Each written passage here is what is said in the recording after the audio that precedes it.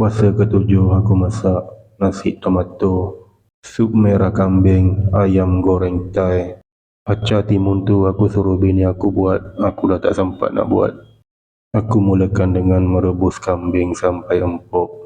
Masukkan air ke dalam pressure cooker, daun salam, kulit kayu manis, bunga cengkeh, bunga lawang dan buah pelaga, atau secara ringkasnya 4 sekawan. Lepas tu masukkan kambing yang telah dicuci bersih dan sedikit garam. Sementara menunggu kambing masak, kisarkan bawang merah, bawang putih, sedikit kunyit dan juga cili kering. Kisar dengan sedikit air sampai hancur. Bila kambing dah masak, panaskan minyak dan tumis bahan kisar tadi. Tumis sampai naik bau, kemudian masukkan serbuk cili, serbuk kari dan juga lada hitam yang telah ditumbuk hancur.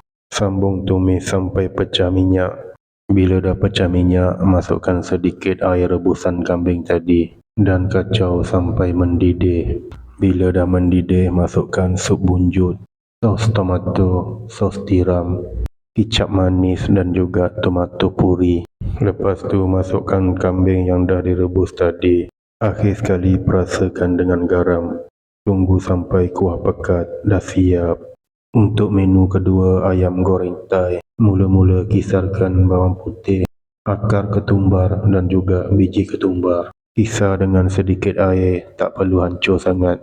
Kemudian perap ayam dengan bahan yang dikisar tadi bersama serbuk cili, gula merah, serbuk perasa, serbuk lada hitam, sos tiram dan juga sos ikan. Masukkan juga tepung jagung ataupun tepung beras dan gaul sampai merata. Kemudian perap selama setengah jam. Selepas setengah jam ataupun lebih, lagi lama lagi sedap, boleh goreng ayam di dalam minyak yang panas. Pastikan minyak betul-betul panas.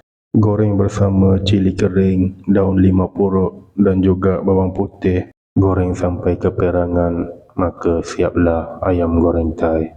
Masak nasi tomato pula. Mula-mula panaskan minyak bersama sedikit mentega atau pelantar atau butter atau margarin, apa-apalah. Lepas tu masukkan bawang merah, daun pandan, 4 sekawan, tomato yang dipotong dadu dan juga tomato puri.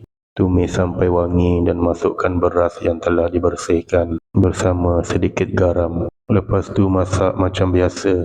Jangan tanya kenapa tak letak susu cair. Aku lupa. Aku ingat azan maghrib je pukul berapa hari ni. Tak ada susu cair pun sedap juga. Habis satu periuk anak bini aku makan.